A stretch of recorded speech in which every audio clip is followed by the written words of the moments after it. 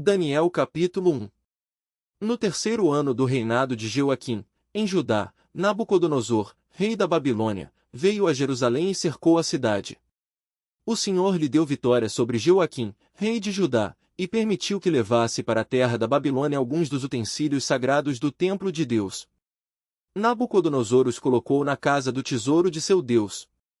O rei ordenou que Aspenaz, o chefe de seus oficiais, trouxesse ao palácio alguns dos jovens israelitas da família real e de outras famílias da nobreza.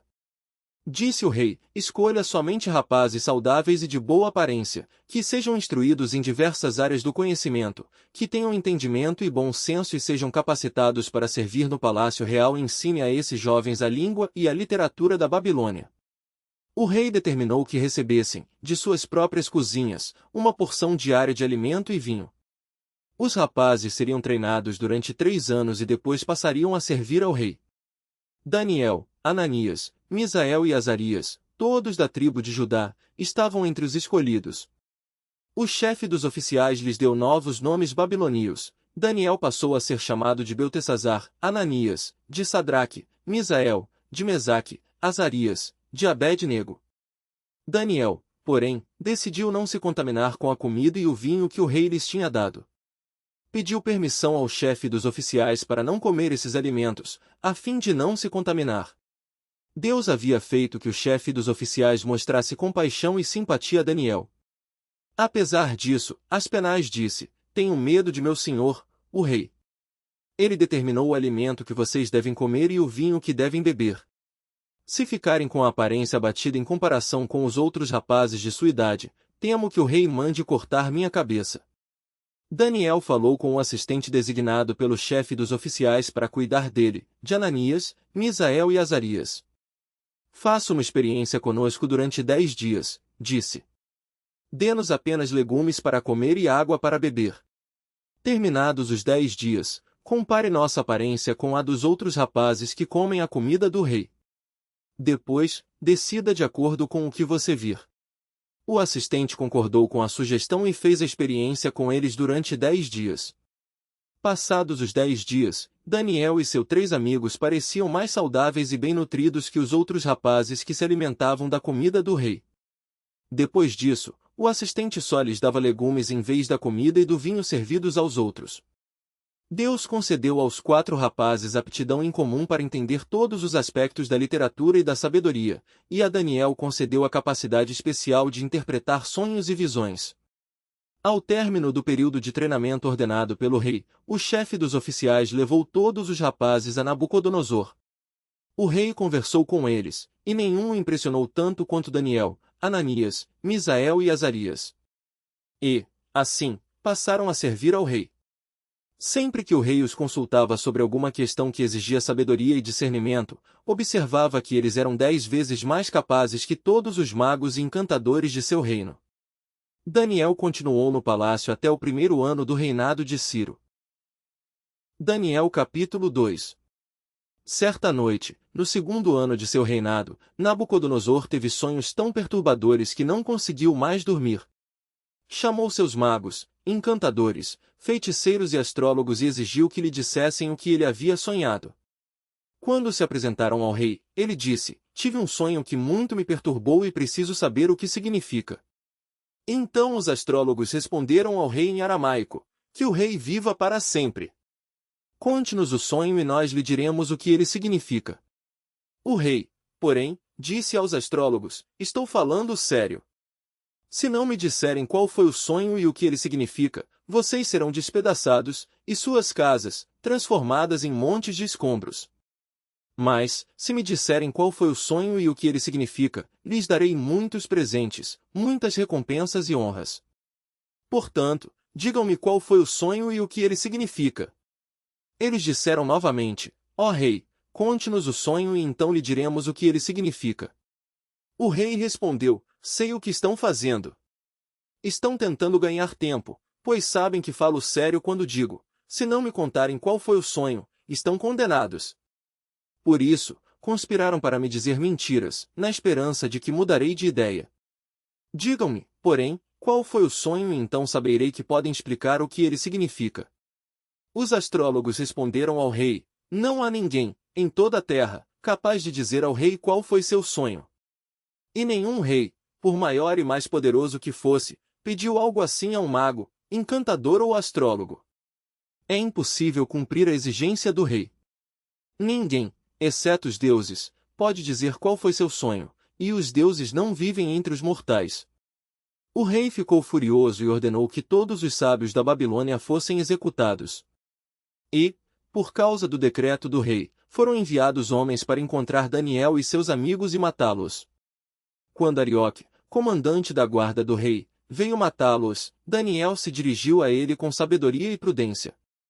Perguntou-lhe, por que o rei publicou um decreto tão severo, e Arioque lhe contou o que havia acontecido.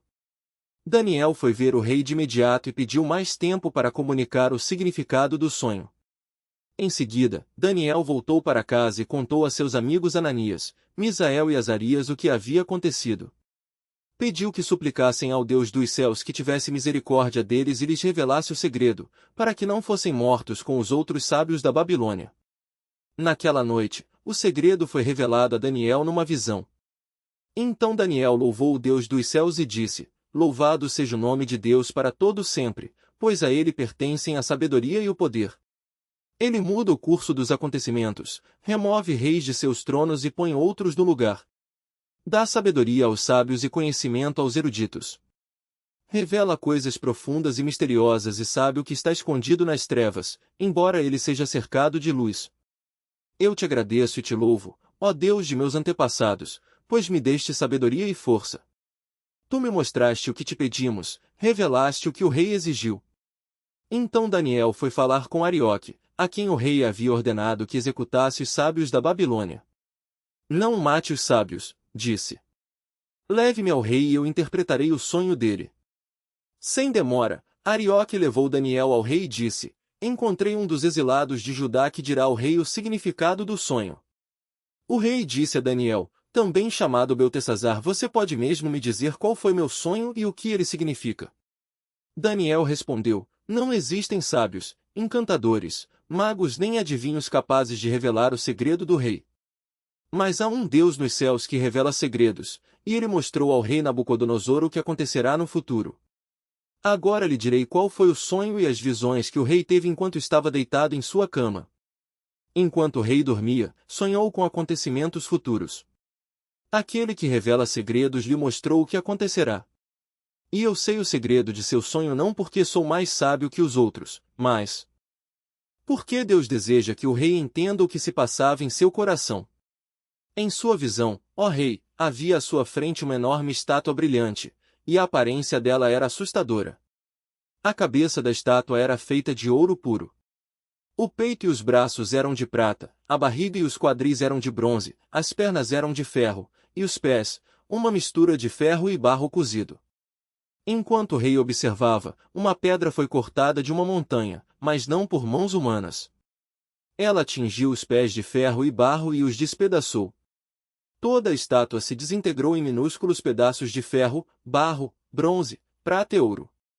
Então o vento levou tudo, como se fosse palha na eira. Mas a pedra que derrubou a estátua se tornou uma grande montanha que cobriu toda a terra. Esse foi o sonho. Agora, direi ao rei o que ele significa. Ó rei, o Senhor é o maior de todos os reis. O Deus dos céus lhe deu soberania, poder, força e honra. Ele o fez governante de todo o mundo habitado e pôs até os animais selvagens e as aves debaixo de seu controle. O Senhor é a cabeça de ouro. Quando, porém, seu reino chegar ao fim, outro reino, inferior ao seu, se levantará em seu lugar. Depois que esse reino tiver caído, o terceiro reino, representado pelo bronze, se levantará para governar o mundo. Depois dele haverá o quarto reino, forte como o ferro. Esse reino esmagará e despedaçará todos os impérios anteriores, como o ferro esmaga e despedaça tudo o que ele atinge. Os pés e os dedos que o rei viu, uma mistura de ferro e barro cozido, mostram que esse reino será dividido. Como o ferro misturado com barro, ele terá um tanto da força do ferro. Algumas partes serão fortes como o ferro, mas outras serão fracas como o barro. A mistura de ferro e barro também mostra que esses reinos tentarão se fortalecer ao formar alianças entre si por meio de casamentos. Contudo, não permanecerão unidos, da mesma forma que o ferro não se une ao barro. Enquanto esses reis estiverem no poder, o Deus dos céus estabelecerá um reino que jamais será destruído ou conquistado. Reduzirá os outros reinos a nada e permanecerá para sempre. Esse é o significado da pedra cortada da montanha, mas não por mãos humanas, que despedaçou a estátua de ferro, bronze, barro, prata e ouro. O grande Deus está mostrando ao rei o que acontecerá no futuro. O sonho é verdadeiro, e seu significado é certo. Então o rei Nabucodonosor se curvou à frente dele e ordenou que o povo oferecesse sacrifícios e queimasse incenso diante de Daniel. O rei lhe disse: verdadeiramente, seu Deus é o maior de todos os deuses, Senhor dos reis e revelador de mistérios, pois você conseguiu revelar esse segredo. O rei colocou Daniel em um cargo elevado e lhe deu muitos presentes valiosos. Nomeou o governador de toda a província da Babilônia e chefe de todos os sábios. A pedido de Daniel, nomeou Sadraque, Mesaque e Abed-nego para cuidarem de todos os negócios da província da Babilônia, enquanto Daniel permaneceu na corte do rei. Daniel capítulo 3. O rei Nabucodonosor fez uma estátua de ouro de 27 metros de altura e 2,7 metros de largura e a colocou na planície de Dura, na província da Babilônia. Em seguida, enviou mensageiros a todos os altos funcionários, oficiais, governadores, conselheiros, tesoureiros, juízes, magistrados e todas as autoridades das províncias para que viessem à dedicação da estátua que ele havia levantado. Todas essas autoridades vieram e ficaram diante da estátua que o rei Nabucodonosor havia levantado. Então o arauto gritou: povos de todas as raças, nações e línguas, ouçam a ordem do rei. Quando ouvirem o som da trombeta, da flauta, da cítara, da lira, da harpa, do pífaro e de outros instrumentos musicais, prostrem-se no chão para adorar a estátua de ouro levantada pelo rei Nabucodonosor. Quem não obedecer será lançado de imediato na fornalha ardente. Portanto, ao som dos instrumentos musicais, todos, não importando sua raça, nação ou língua, se prostraram no chão e adoraram a estátua de ouro que o rei Nabucodonosor havia levantado. Alguns dos astrólogos, porém, foram ao rei e denunciaram os judeus. Disseram ao rei Nabucodonosor: que o rei viva para sempre. O rei publicou um decreto exigindo que todos se prostrassem e adorassem a imagem de ouro quando ouvissem o som da trombeta, da flauta, da cítara, da lira, da harpa, do pífaro e dos outros instrumentos musicais. De acordo com esse decreto, quem não obedecer será lançado na fornalha ardente. Alguns judeus, Sadraque, Mesaque e Abed-nego, que o rei encarregou da província da Babilônia, não lhe dão atenção, ó rei. Recusam-se a servir seus deuses e não adoram a estátua de ouro que o rei levantou. Então Nabucodonosor se enfureceu e ordenou que lhe trouxessem Sadraque, Mesaque e Abed-nego. Quando eles foram conduzidos à presença do rei, ele lhes disse: Sadraque, Mesaque e Abed-nego, é verdade que vocês se recusam a servir meus deuses e adorar a estátua que levantei? Eu lhes darei mais uma chance de se prostrarem e adorarem a estátua que fiz quando ouvirem o som dos instrumentos musicais. Se, contudo, vocês se recusarem, serão lançados de imediato na fornalha ardente. Então, que Deus será capaz de livrá-los de minhas mãos? Sadraque, Mesaque e Abed-nego responderam: ó Nabucodonosor, não precisamos nos defender diante do rei. Se formos lançados na fornalha ardente, o Deus a quem servimos pode nos salvar. Sim, ele nos livrará de suas mãos, ó rei.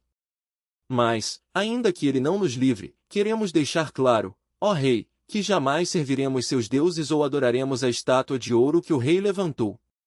Nabucodonosor se enfureceu tanto com Sadraque, Mesaque e Abed-nego que seu rosto ficou desfigurado de raiva. Então ordenou que a fornalha fosse aquecida 7 vezes mais que de costume. Deu ordens também para que alguns dos homens mais fortes de seu exército amarrassem Sadraque, Mesaque e Abed-nego e os lançassem na fornalha ardente. Eles os amarraram e os lançaram na fornalha inteiramente vestidos, com túnicas, turbantes, mantos e outras roupas. E, uma vez que o rei, em sua ira, havia exigido um fogo tão quente na fornalha, as chamas mataram os soldados que jogaram os 3 lá dentro. Assim, Sadraque, Mesaque e Abed-nego, amarrados, caíram nas chamas intensas. De repente, porém, o rei Nabucodonosor se levantou espantado e disse a seus conselheiros: Não foram 3 os homens que amarramos e lançamos na fornalha? Sim, ó rei, eles responderam. Olhem, disse Nabucodonosor. Vejo 4 homens desamarrados andando no meio do fogo sem se queimar. E o 4º homem se parece com um filho de deuses. Então Nabucodonosor se aproximou o máximo que pôde da porta da fornalha ardente e gritou: Sadraque, Mesaque e Abed-nego, servos do Deus Altíssimo, saiam. Venham aqui. E Sadraque, Mesaque e Abed-nego saíram do meio do fogo. Os altos funcionários, os oficiais, os governadores e os conselheiros se juntaram ao redor deles e viram que o fogo não os havia tocado. Nenhum fio de cabelo na cabeça deles estava chamuscado, e suas roupas não estavam queimadas. Nem sequer tinham cheiro de fumaça. Então Nabucodonosor disse: Louvado seja o Deus de Sadraque, Mesaque e Abed-nego. Ele enviou seu anjo para livrar seus servos que nele confiaram. Eles desafiaram a ordem do rei e estavam dispostos a morrer em vez de servir ou adorar qualquer outro Deus que não fosse seu próprio Deus. Portanto, faço este decreto: se qualquer pessoa, não importando sua raça, nação ou língua, disser uma palavra contra o Deus de Sadraque, Mesaque e Abed-nego, ela será despedaçada, e sua casa, transformada num monte de escombros. Não há outro Deus capaz de livrar dessa maneira. Então o rei promoveu Sadraque, Mesaque e Abed-nego a cargos ainda mais elevados na província da Babilônia. Daniel capítulo 4. O rei Nabucodonosor enviou esta mensagem a povos de todas as raças, nações e línguas em todo o mundo: paz e prosperidade. Quero que todos saibam dos sinais e das maravilhas que o Deus Altíssimo realizou em meu favor. Como são grandes seus sinais, como são poderosas suas maravilhas! Seu reino durará para sempre, e seu domínio, por todas as gerações. Eu, Nabucodonosor, vivi em meu palácio, com todo conforto e prosperidade. Certa noite, porém, tive um sonho que me assustou. Enquanto estava deitado em minha cama, tive visões que me aterrorizaram. Por isso mandei chamar todos os sábios da Babilônia, para que me dissessem o que meu sonho significava. Quando todos os magos, encantadores, astrólogos e adivinhos vieram, eu lhes contei meu sonho, mas eles não foram capazes de me dizer o que ele significava. Finalmente, Daniel se apresentou diante de mim, e eu lhe contei o sonho. Ele se chama Beltesazar, em homenagem a meu Deus, e o espírito dos santos deuses está nele. Disse-lhe: Beltesazar, chefe dos magos, sei que o espírito dos santos deuses está em você e que não há mistério que não possa resolver. Agora, diga-me o que meu sonho significa. Enquanto estava deitado em minha cama, tive este sonho. Vi uma grande árvore no meio da terra. A árvore cresceu e ficou muito alta e forte, chegava até o céu e podia ser vista por todo o mundo. Suas folhas eram verdes e novas, e ela era cheia de frutos para todos comerem. Animais selvagens viviam à sua sombra, e aves faziam ninhos em seus ramos. O mundo todo se alimentava dessa árvore. Então, enquanto eu sonhava, vi um mensageiro, um ser santo, que descia do céu. O mensageiro gritou: derrubem a árvore e cortem seus ramos. Arranquem suas folhas e espalhem seus frutos. Espantem os animais selvagens de sua sombra e as aves, de seus ramos. Mas deixem na terra o toco, com suas raízes, preso com um anel de ferro e bronze e cercado da relva verde. Que seja molhado pelo orvalho do céu e viva com os animais selvagens, em meio às plantas do campo. Durante 7 períodos, terá a mente de um animal selvagem em vez de mente humana. Pois isso foi decretado pelos mensageiros, foi ordenado pelos seres santos, para que todos saibam que o Altíssimo domina sobre os reinos do mundo. Ele os dá a quem quer, até mesmo a pessoa mais humilde. Beltesazar, esse foi o sonho que eu, o rei Nabucodonosor, tive. Agora, diga-me o que ele significa, pois nenhum dos sábios de meu reino foi capaz de interpretá-lo. Mas você pode fazê-lo, pois o espírito dos santos deuses está em você. Ponto. Ao ouvir isso, Daniel, também chamado Beltesazar, ficou atônito por algum tempo, atemorizado com o significado do sonho. Então o rei lhe disse: Beltesazar, não se assuste com o sonho, nem com seu significado. Beltesazar respondeu: Meu senhor, gostaria que os acontecimentos prenunciados nesse sonho ocorressem a seus inimigos, e não ao rei. A árvore que o rei viu crescia e ficava alta e forte, chegava até o céu e podia ser vista por todo o mundo. Tinha folhas verdes e novas e era cheia de frutos para todos comerem. Animais selvagens viviam à sua sombra, e aves faziam ninhos em seus ramos. Essa árvore é o próprio rei. Pois o rei cresceu e se tornou forte e grande, sua grandeza chega até o céu, e seu domínio, até os confins da terra. Então o rei viu um mensageiro, um ser santo que descia do céu e que disse: Derrubem a árvore e destruam-na. Mas deixem na terra o toco, com suas raízes, preso com um anel de ferro e bronze e cercado da relva verde. Que seja molhado pelo orvalho do céu e viva com os animais do campo por 7 períodos. Este é o significado do sonho, ó rei, o que o Altíssimo declarou que acontecerá a meu senhor, o rei. O rei será expulso do convívio humano e viverá nos campos, com os animais selvagens. Comerá capim, como os bois, e será molhado pelo orvalho do céu. Viverá desse modo por 7 períodos, até entender que o Altíssimo domina sobre os reinos do mundo e os dá a quem ele quer. As raízes e o toco, porém, foram deixados na terra. Isso significa que o Senhor receberá seu reino de volta quando tiver aprendido que o céu domina. Ó rei Nabucodonosor, aceite meu conselho. Pare de pecar e faça o que é certo. Deixe seus pecados para trás e tenha compaixão dos pobres. Quem sabe, então, o rei continuará a prosperar. Tudo isso, porém, aconteceu ao rei Nabucodonosor. 12 meses depois, ele caminhava sobre o terraço de seu palácio na Babilônia e disse: Vejam a grande cidade da Babilônia. Com meu próprio poder, construí esta cidade para ser o centro de meu reino e para mostrar o esplendor de minha majestade. Enquanto essas palavras ainda estavam em sua boca, veio do céu uma voz e disse: Esta mensagem é para você, rei Nabucodonosor. Você não governa mais sobre este reino. Será expulso do convívio humano. Viverá nos campos com os animais selvagens e comerá capim, como os bois. Viverá desse modo por 7 períodos, até que entenda que o Altíssimo domina sobre os reinos do mundo e os dá a quem ele quer. Naquela mesma hora, a sentença se cumpriu e Nabucodonosor foi expulso do convívio humano. Passou a comer capim, como os bois, e foi molhado pelo orvalho do céu. Viveu desse modo até seu cabelo crescer como as penas das águias e suas unhas se parecerem com garras de pássaros. Passado esse tempo, eu, Nabucodonosor, olhei para o céu. Minha sanidade voltou, louvei e adorei o Altíssimo e honrei aquele que vive para sempre. Seu domínio é para sempre, seu reino, por todas as gerações. Comparados a ele, os habitantes da terra são como nada. Ele faz o que quer entre os anjos do céu e entre os habitantes da terra. Ninguém pode detê-lo nem lhe dizer: por que fazes essas coisas? Quando minha sanidade voltou, também recuperei minha honra e a majestade de meu reino. Meus conselheiros e nobres me procuraram e fui restaurado ao meu reino, com muito mais honra que antes. Agora eu, Nabucodonosor, louvo, glorifico e honro o Rei dos céus. Todos os seus atos são justos e verdadeiros, e ele tem poder para humilhar os orgulhosos. Daniel capítulo 5. Muitos anos depois, o rei Belsazar deu um grande banquete para 1000 de seus nobres e bebeu vinho com eles.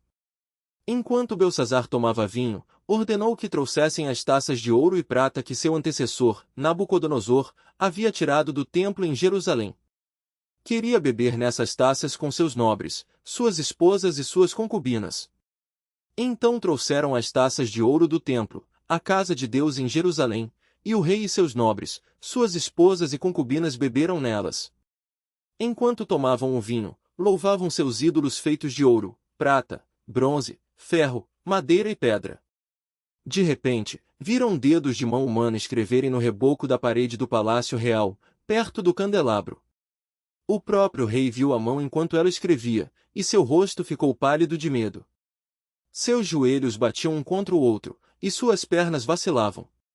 Aos gritos, o rei mandou chamar os encantadores, os astrólogos e os adivinhos.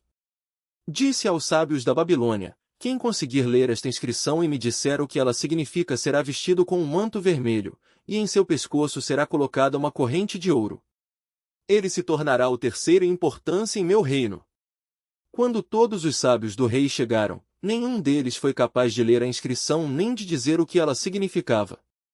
O rei ficou muito assustado, e seu rosto, ainda mais pálido. Seus nobres também ficaram abalados. A rainha-mãe soube do que estava acontecendo ao rei e seus nobres e foi depressa à sala de banquetes. Disse ela a Belsazzar, que o rei viva para sempre. Não fique tão pálido e assustado. Há em seu reino um homem que tem nele o espírito dos santos deuses. Durante o reinado de Nabucodonosor, esse homem demonstrou percepção, entendimento e sabedoria como a dos deuses. Seu antecessor, o rei Nabucodonosor, o nomeou chefe de todos os magos, encantadores, astrólogos e adivinhos da Babilônia. Esse homem, Daniel, a quem o rei deu o nome de Beltesazar, tem inteligência extraordinária e é cheio de conhecimento e entendimento. É capaz de interpretar sonhos, explicar enigmas e resolver problemas difíceis. Mande chamar Daniel, e ele lhe dirá o que significa a inscrição. Daniel foi levado à presença do rei, que lhe perguntou: Você é Daniel, um dos exilados trazidos de Judá por meu antecessor, o rei Nabucodonosor?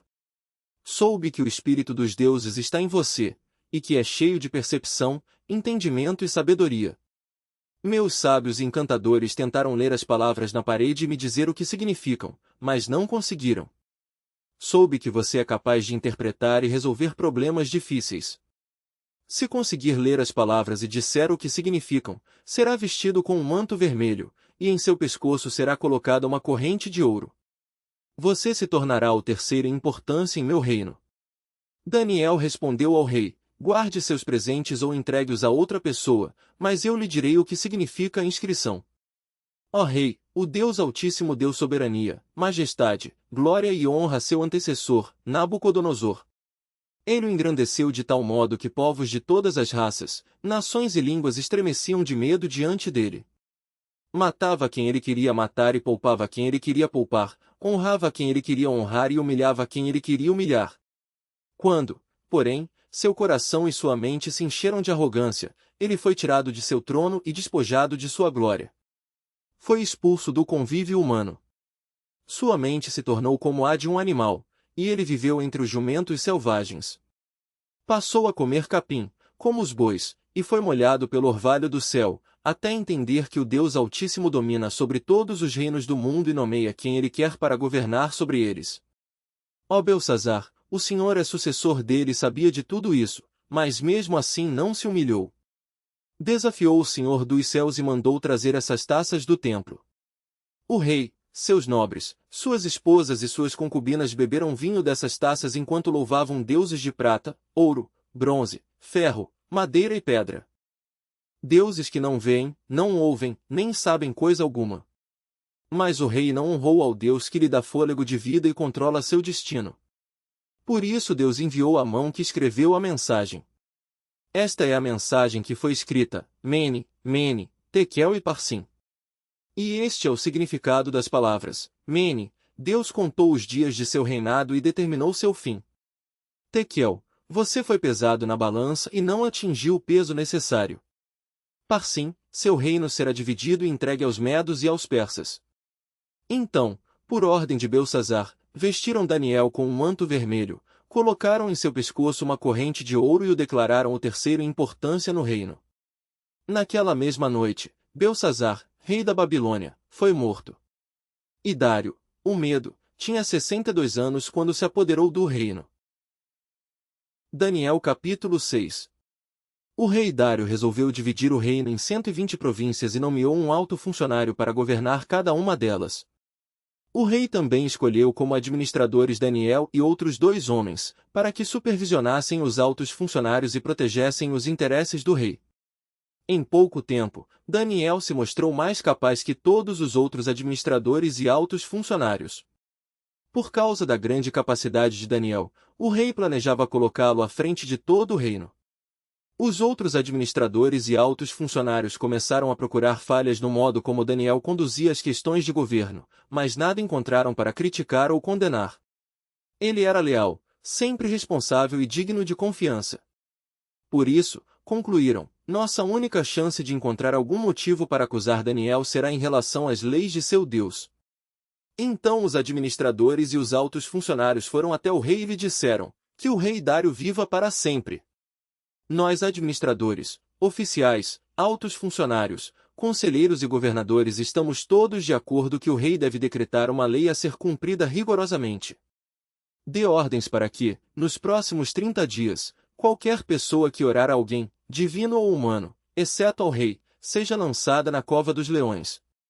Agora, ó rei, decrete e assine essa lei para que não possa ser mudada, como lei oficial dos medos e dos persas, que não pode ser revogada. E o rei Dário assinou a lei. Quando Daniel soube que a lei tinha sido assinada, foi para casa e, como de costume, ajoelhou-se no quarto no andar de cima, com as janelas abertas na direção de Jerusalém. Orava 3 vezes por dia e dava graças a seu Deus. Os oficiais foram juntos à casa de Daniel e o encontraram orando e pedindo ajuda a Deus. Então foram diretamente ao rei e o lembraram da lei. O rei não assinou um decreto ordenando que qualquer um que orasse a alguém, divino ou humano, exceto ao rei, fosse lançado na cova dos leões. Sim, respondeu o rei. Essa decisão está em vigor, é uma lei oficial dos medos e dos persas, que não pode ser revogada. Então disseram ao rei, aquele homem, Daniel, um dos exilados de Judá, não dá importância ao rei nem à sua lei. Continua a orar ao Deus dele 3 vezes por dia. Quando o rei ouviu isso, ficou muito angustiado e procurou uma forma de salvar Daniel. Passou o resto do dia pensando num modo de livrá-lo dessa situação. À noite, os homens foram juntos ao rei e disseram, ó rei, o senhor sabe que, conforme a lei dos medos e dos persas, nenhum decreto que o rei assina pode ser revogado. Por fim, o rei deu ordens para que Daniel fosse preso e lançado na cova dos leões. O rei lhe disse, que seu Deus, a quem você serve fielmente, o livre. Então trouxeram uma pedra e a colocaram sobre a abertura da cova. O rei selou a pedra com seu anel e com os anéis de seus nobres, para que ninguém pudesse resgatar Daniel. O rei voltou a seu palácio e passou a noite em jejum. Não quis nenhum dos divertimentos habituais e não conseguiu dormir a noite inteira. De manhã bem cedo, levantou-se e foi apressadamente à cova dos leões. Quando chegou lá, gritou angustiado, Daniel, servo do Deus vivo. O Deus a quem você serve tão fielmente pôde livrá-lo dos leões. Daniel respondeu, que o rei viva para sempre. Meu Deus enviou seu anjo para fechar a boca dos leões de modo que não me fizessem mal, pois fui considerado inocente aos olhos de Deus.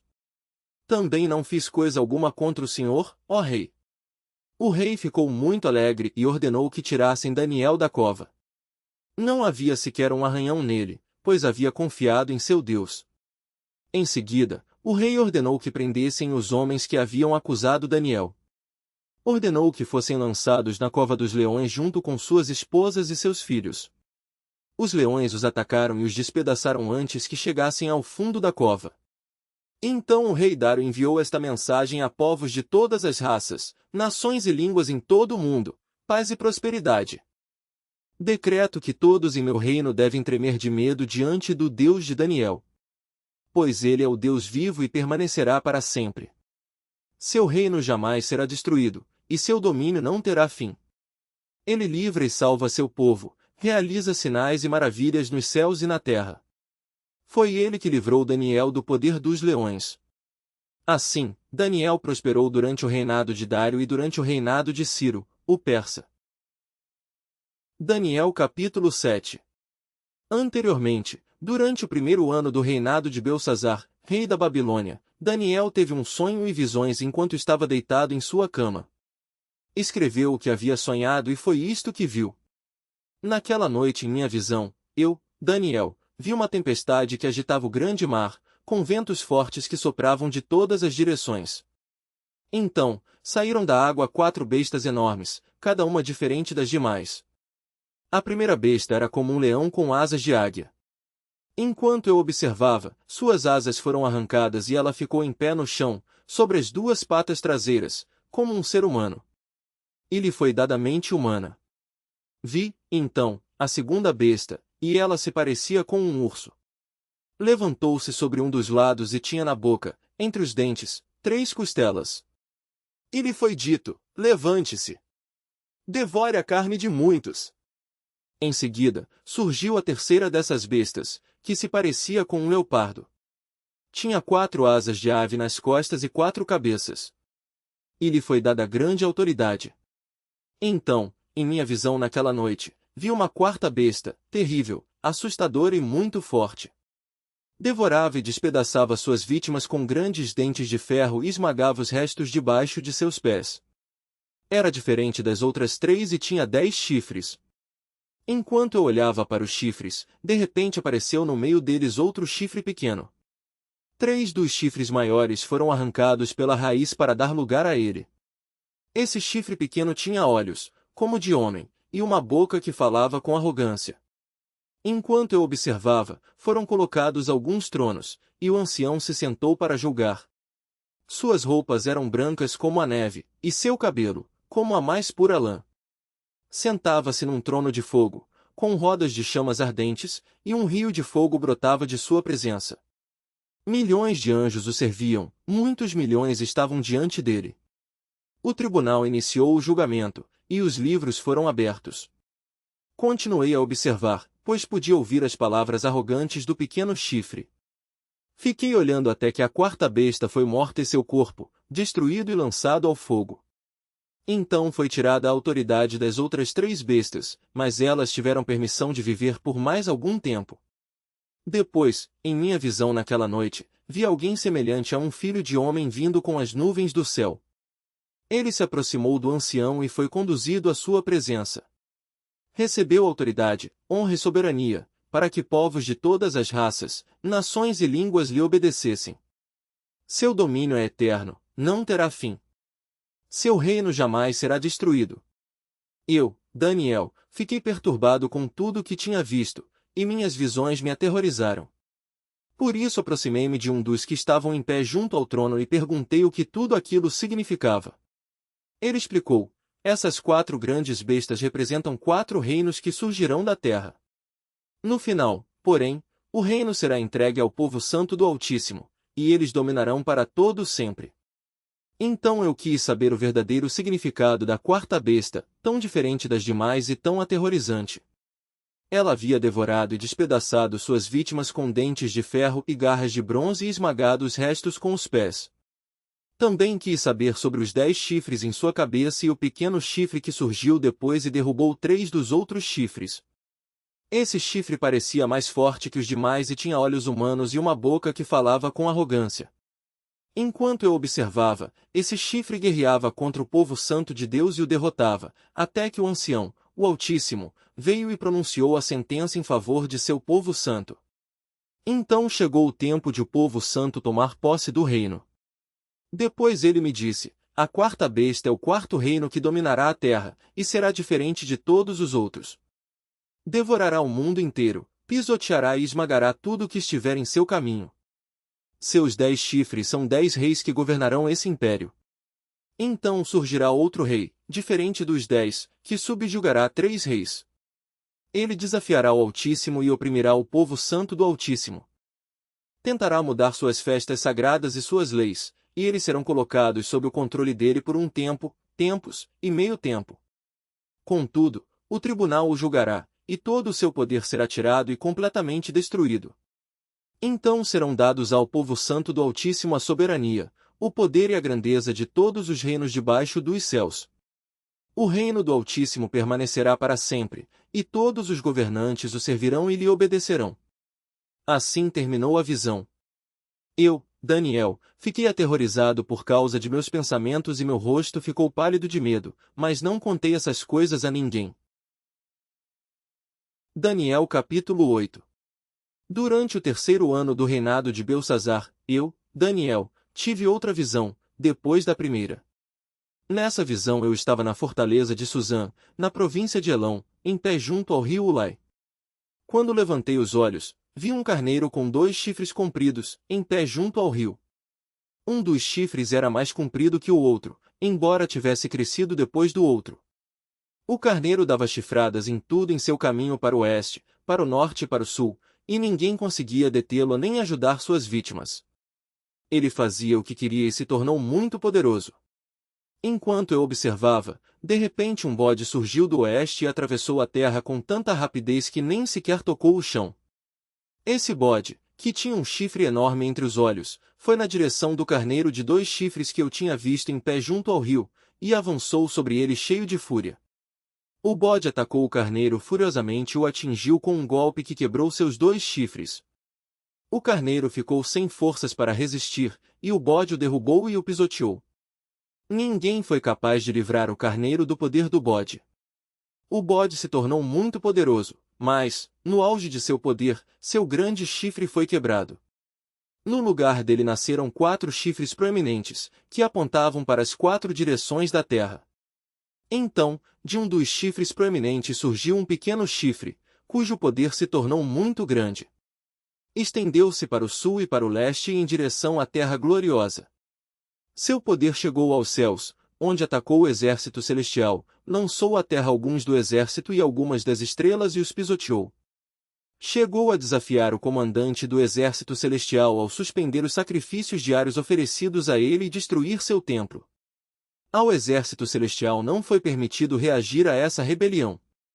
Portanto, o sacrifício diário foi interrompido, e a verdade, derrotada. O chifre teve êxito em tudo o que fez. Então ouvi 2 seres santos conversando entre si. Um deles perguntou: quanto tempo durarão os acontecimentos dessa visão? Até quando a rebelião que causa profanação impedirá os sacrifícios diários? Até quando o templo e o exército celestial serão pisoteados? O outro respondeu: levará 2.300 tardes e manhãs, então o templo será restaurado. Enquanto eu, Daniel, tentava entender o significado dessa visão, alguém que parecia um homem parou diante de mim. E ouvi uma voz humana vinda do rio Ulai gritar: Gabriel, explique a este homem o significado da visão. Quando Gabriel se aproximou de onde eu estava, fiquei tão aterrorizado que me prostrei com o rosto no chão. Ele disse: filho de homem, você precisa entender que os acontecimentos da visão se referem ao tempo do fim. Enquanto ele falava, desmaiei e caí com o rosto no chão. Gabriel me despertou com um toque e me ajudou a ficar em pé. Então ele disse: estou aqui para lhe contar o que acontecerá depois, no tempo da ira, pois aquilo que você viu se refere ao fim dos tempos. O carneiro com 2 chifres representa os reis da Média e da Pérsia. O bode peludo representa o rei da Grécia, e o grande chifre entre os olhos dele representa o primeiro rei do Império Grego. Os 4 chifres proeminentes que apareceram no lugar do chifre grande mostram que o Império Grego se dividirá em 4 reinos, mas nenhum deles será tão grande quanto o primeiro. No final de seu reinado, quando o pecado estiver no auge, subirá ao poder um rei feroz, mestre de intrigas. Ele se tornará muito forte, mas não por seu próprio poder.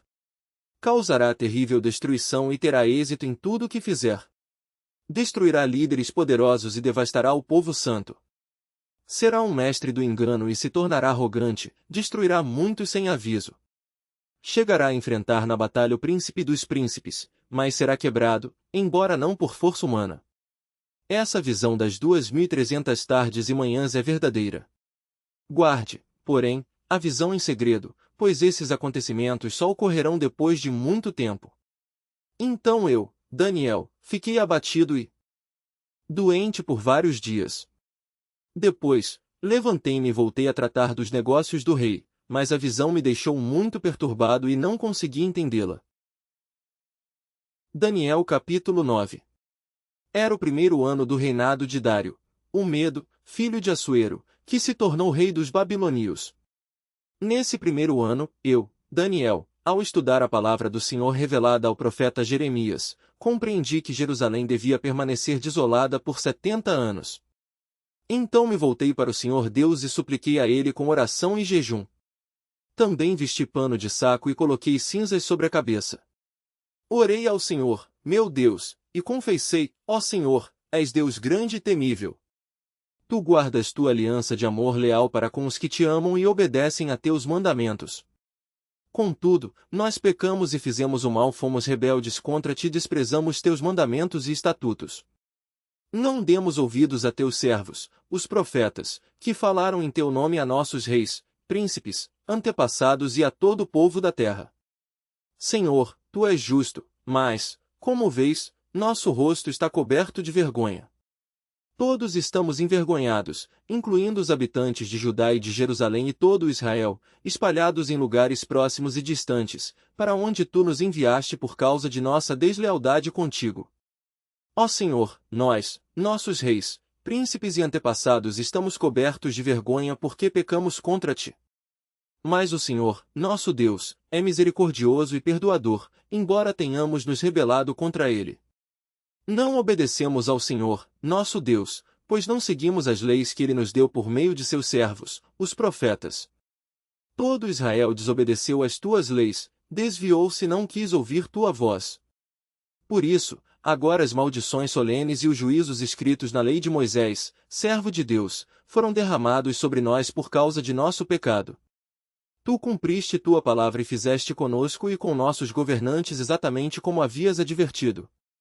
Nunca houve calamidade tão terrível quanto a que aconteceu em Jerusalém. Todas as maldições escritas contra nós na lei de Moisés se cumpriram. E, no entanto, não quisemos buscar a misericórdia do Senhor, nosso Deus, não nos afastamos de nossos pecados nem reconhecemos sua verdade. Portanto, o Senhor trouxe sobre nós a calamidade que havia preparado.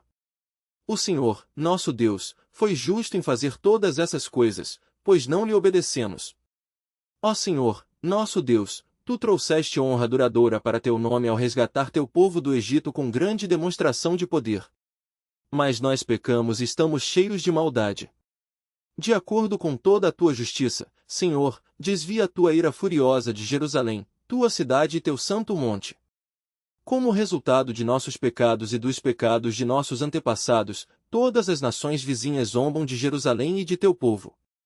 Ó nosso Deus, ouve a oração de teu servo, ouve minha súplica. Por causa de ti mesmo, Senhor, volta a olhar com bondade para teu santuário desolado. Ó meu Deus, inclina-te e ouve-me, abre teus olhos e vê nossa desolação. Vê como nossa cidade, a cidade que leva teu nome, está em ruínas. Fazemos esta súplica não porque merecemos, mas por causa de tua misericórdia. Ó Senhor, ouve, ó Senhor, perdoa, ó Senhor, atende-nos e age. Por causa de ti mesmo, não te demores, ó meu Deus, pois teu povo e tua cidade carregam teu nome. Continuei a orar e a confessar meu pecado e o pecado de meu povo, Israel, suplicando ao Senhor, meu Deus, por Jerusalém, seu santo monte. Enquanto eu orava, Gabriel, que eu tinha visto na visão anterior, veio a mim depressa, na hora do sacrifício da tarde. Ele explicou, Daniel, vim lhe dar percepção e entendimento. Assim que você começou a orar, foi dada uma ordem, e agora estou aqui para lhe dizer qual foi essa ordem, pois você é muito precioso para Deus. Ouça com atenção para entender o significado de sua visão. Um período de 70 semanas de sete foi decretado ao seu povo e à sua cidade santa para dar fim à rebelião, acabar com o pecado, fazer expiação por sua culpa, trazer justiça eterna, confirmar a visão profética e ungir o lugar santíssimo. Agora ouça e entenda. Passarão 7 semanas, mais 62 semanas desde que for dada ordem para reconstruir Jerusalém até a chegada do governante, ungido. Apesar dos tempos difíceis, Jerusalém será reconstruída com ruas e fortes defesas. Depois desse período de 62 semanas de sete, o ungido será morto, e nada dele restará. Surgirá um governante cujos exércitos destruirão a cidade e o templo. O fim chegará com uma inundação, e a guerra e seus sofrimentos estão decretados desde esse tempo até o fim. O governante fará um tratado com muitos por um período de uma semana, mas depois de metade desse tempo ele acabará com os sacrifícios e com as ofertas. E, numa parte do templo, ele colocará uma terrível profanação, até que o destino declarado para esse profanador seja finalmente derramado sobre ele. Daniel capítulo 10. No terceiro ano do reinado de Ciro, rei da Pérsia, Daniel, também chamado Beltesazar, teve outra visão. Ele entendeu que essa visão era verdadeira e se referia a certos acontecimentos que ocorreriam no futuro, tempos de guerra e de grande dificuldade. Eu, Daniel, recebi essa visão depois de passar 3 semanas de luto. Durante todo esse tempo, não havia comido nada saboroso. Não tinha provado nenhuma carne e nenhum vinho e não tinha usado nenhuma loção perfumada até passarem as 3 semanas. Em 23 de abril daquele ano, estava em pé próximo ao grande rio Tigre. Levantei os olhos e vi um homem vestido com roupas de linho e um cinto de ouro puro. Seu corpo era semelhante a uma pedra preciosa. Seu rosto faiscava como relâmpago, e seus olhos eram como tochas acesas. Seus braços e seus pés brilhavam como bronze polido, e sua voz era como o som de uma grande multidão. Somente eu, Daniel, tive essa visão. Os homens que estavam comigo não viram coisa alguma. De repente, porém, eles se encheram de terror e correram para se esconder. Assim, fiquei ali sozinho e tive essa visão extraordinária. Perdi as forças, fiquei muito pálido e quase desfaleci. Então ouvi o homem falar e, ao som de sua voz, perdi os sentidos e fiquei ali estendido, com o rosto no chão. Nesse instante, a mão de alguém me tocou e me pôs, ainda trêmulo, sobre minhas mãos e meus joelhos. E o homem me disse: Daniel, você é muito precioso para Deus, por isso, ouça com atenção o que tenho a lhe dizer. Levante-se, pois fui enviado a você. Quando ele me disse isso, me levantei, ainda tremendo. Em seguida, ele disse: Não tenha medo, Daniel. Pois, desde o primeiro dia em que você começou a orar por entendimento e a se humilhar diante de seu Deus, seu pedido foi ouvido. Eu vim em resposta à sua oração. Por 21 dias, porém, o príncipe do reino da Pérsia me impediu. Então Miguel, um dos príncipes mais importantes, veio me ajudar, e eu o deixei ali com os reis da Pérsia. Agora estou aqui para explicar o que acontecerá com seu povo no futuro, pois essa visão se refere a um tempo que ainda está por vir. Enquanto ele falava comigo, eu olhava para o chão, sem conseguir dizer uma única palavra. Então aquele que se parecia com um homem tocou meus lábios, e eu abri a boca e comecei a falar. Disse aquele que estava diante de mim: Meu senhor, estou angustiado por causa da visão que tive, e me sinto muito fraco. Como é possível alguém como eu, seu servo, falar com meu senhor? Minhas forças se foram, e mal consigo respirar. Então aquele que se parecia com um homem tocou em mim novamente, e senti minhas forças voltarem. Não tenha medo, ele disse, pois você é muito precioso para Deus. Que a paz esteja com você. Tenha ânimo. Seja forte. Enquanto ele falava, logo me senti mais forte e disse: Fale, meu senhor, pois me fortaleceu. Então ele disse: Você sabe por que eu vim? Em breve terei de voltar para lutar com o príncipe do reino da Pérsia, depois disso, virá o príncipe do reino da Grécia. Mas agora lhe direi o que está escrito no livro da verdade. Ninguém me ajuda na luta contra esses príncipes, exceto Miguel, o príncipe de vocês. Daniel capítulo 11.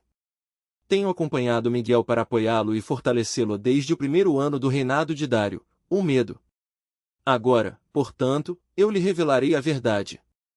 Outros 3 reis persas reinarão e serão sucedidos pelo 4º rei, muito mais rico que os outros. Ele usará sua riqueza para instigar todos a lutarem contra o reino da Grécia. Então surgirá um rei poderoso, que governará com grande autoridade e realizará tudo o que desejar fazer. Mas, no auge de seu poder, seu reino será quebrado e dividido em 4 partes. Não será governado pelos descendentes do rei e o reino não terá a mesma autoridade de antes, pois seu império será arrancado fora e entregue a outros. O rei do sul se tornará poderoso, mas um de seus oficiais se tornará ainda mais poderoso e governará seu reino com grande força. Alguns anos depois, será formada uma aliança entre o rei do norte e o rei do sul. A filha do rei do sul se casará com o rei do norte para garantir a aliança, mas tanto ela como seu pai perderão a influência sobre ele. Ela será abandonada, junto com aqueles que a apoiam. Mas, quando um de seus parentes se tornar o rei do sul, ele reunirá um exército, entrará na fortaleza do rei do norte e o derrotará. Quando ele voltar ao Egito, levará os ídolos deles, e também objetos valiosos de ouro e prata. Por alguns anos, deixará o rei do norte em paz. Mais tarde, o rei do norte invadirá o reino do sul, mas logo voltará para sua terra. Os filhos do rei do norte, porém, reunirão um exército poderoso que avançará como uma inundação e levará a batalha até a fortaleza do inimigo. Enfurecido, o rei do sul sairá para lutar contra o grande exército reunido pelo rei do norte e o derrotará. Depois que o exército inimigo for vencido, o rei do sul se tornará orgulhoso e executará muitos milhares de inimigos. Sua vitória, porém, não durará muito tempo. Alguns anos depois, o rei do norte voltará com um exército bem equipado, muito maior que antes. Nessa ocasião, haverá uma rebelião geral contra o rei do sul. Homens violentos de seu povo, Daniel, se juntarão a eles em cumprimento desta visão, mas serão derrotados. Então o rei do norte virá e cercará uma cidade fortificada e a conquistará. Nem as melhores tropas do sul conseguirão resistir a esse ataque. O rei do norte continuará a avançar sem oposição, ninguém será capaz de resistir-lhe. Ele se deterá na terra gloriosa, decidido a destruí-la. Fará planos de vir com a força de todo o seu reino e formará uma aliança com o rei do sul. Dará sua filha em casamento a fim de derrubar o reino, mas seu plano falhará. Depois disso, voltará sua atenção para o litoral e conquistará muitas cidades. No entanto, um comandante de outra terra acabará com sua insolência e o fará retirar-se, envergonhado. Ele se refugiará em sua própria fortaleza, mas tropeçará e nunca mais será visto. Seu sucessor enviará um cobrador de impostos para manter o esplendor real. Depois de um breve reinado, porém, ele morrerá, mas não como resultado de ira nem na batalha. O próximo a subir ao poder será um homem desprezível, que não faz parte da linhagem real. Ele se infiltrará quando menos se espera e assumirá o controle do reino por meio de intrigas. Diante dele, grandes exércitos serão arrasados, incluindo um príncipe da aliança. Com promessas enganosas, fará várias alianças. Apesar de ter apenas um punhado de seguidores, ele se tornará forte. Sem aviso, entrará nas regiões mais ricas da terra e distribuirá entre seus seguidores o despojo e os bens dos ricos, coisa que seus antecessores nunca fizeram. Fará planos para conquistar fortalezas, mas isso durará pouco tempo. Então juntará coragem e reunirá um grande exército contra o rei do sul. Este sairá para a batalha, mas de nada adiantará, pois haverá conspirações contra ele.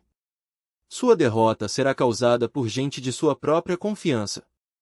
Seu exército será arrasado, e muitos serão mortos.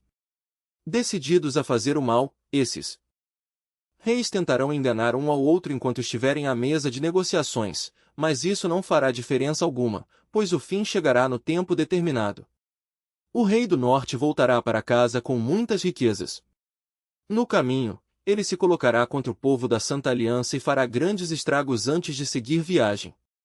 Então, no tempo determinado, ele voltará a invadir o sul, mas dessa vez o resultado será diferente. Ele se assustará com os navios de guerra do litoral oeste e voltará para casa. Então descarregará sua ira sobre o povo da Santa Aliança e recompensará os que abandonarem a aliança. Seu exército tomará a fortaleza do templo, contaminará o santuário, acabará com os sacrifícios diários e colocará ali uma terrível profanação. Ele usará de adulação e conquistará os que violaram a aliança, mas aqueles que conhecem seu Deus serão fortes e resistirão.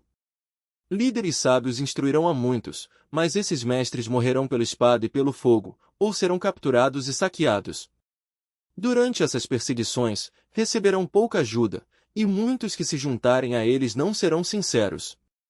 Alguns dos sábios serão vítimas de perseguição e, desse modo, serão refinados, purificados e limpos até o tempo do fim, pois o tempo determinado ainda está por vir.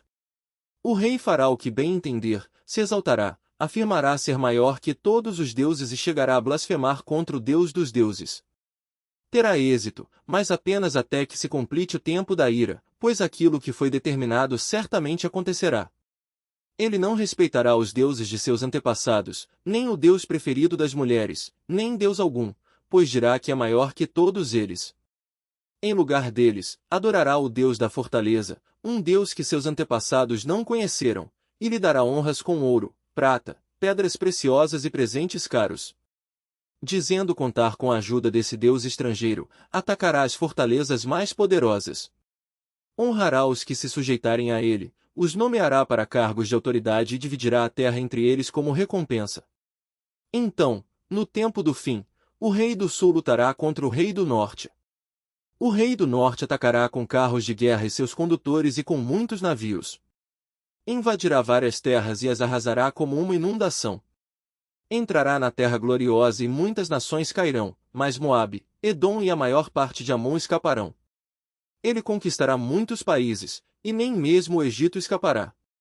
Tomará para si o ouro, a prata e os tesouros do Egito, e os líbios e os etíopes serão seus servos. Mas, então, chegarão notícias do leste e do norte que o deixarão alarmado, e ele partirá enfurecido para destruir e aniquilar muitos. Armará suas tendas entre o Monte Santo e Glorioso e o mar. Enquanto estiver lá, porém, chegará a seu fim, e ninguém o ajudará. Daniel capítulo 12. Nessa época, Miguel, o grande príncipe que guarda seu povo, se levantará. Haverá um tempo de angústia como nunca houve desde que as nações vieram a existir. Nesse tempo, porém, todos de seu povo que tiverem o nome escrito no livro serão salvos. Muitos dos que estão mortos e enterrados ressuscitarão, alguns para a vida eterna e outros para a vergonha e a desonra eterna. Os sábios brilharão intensamente como o esplendor do céu, e os que conduzem muitos à justiça resplandecerão como estrelas, para sempre. Mas você, Daniel, mantenha esta profecia em segredo, cele o livro até o tempo do fim, quando muitos correrão de um lado para o outro e o conhecimento aumentará. Então eu, Daniel, olhei e vi dois outros em pé em margens opostas do rio. Um deles perguntou ao homem vestido de linho, que agora estava sobre o rio, quanto tempo passará até que terminem esses acontecimentos espantosos? O homem vestido de linho, que estava sobre o rio, levantou as duas mãos em direção ao céu, pronunciou um juramento solene àquele que vive para sempre e disse, passará um tempo, tempos e meio tempo. Quando o povo santo finalmente for quebrado, todas essas coisas se cumprirão. Ouvi o que ele disse, mas não entendi o significado. Por isso, perguntei, meu senhor, como estas coisas terminarão? Ele respondeu, agora vá, Daniel, pois aquilo que eu disse será mantido em segredo e selado até o tempo do fim. Muitos serão purificados, limpos e refinados por essas provações. Os perversos, porém, continuarão em sua perversidade, e nenhum deles entenderá. Somente os sábios compreenderão seu significado. A partir do momento em que o sacrifício diário for suspenso e a terrível profanação for colocada ali, haverá 1290 dias. Feliz aquele que esperar e permanecer até o fim dos 1335 dias. Quanto a você, siga seu caminho até o fim. Você descansará e, no final dos dias, se levantará para receber sua herança.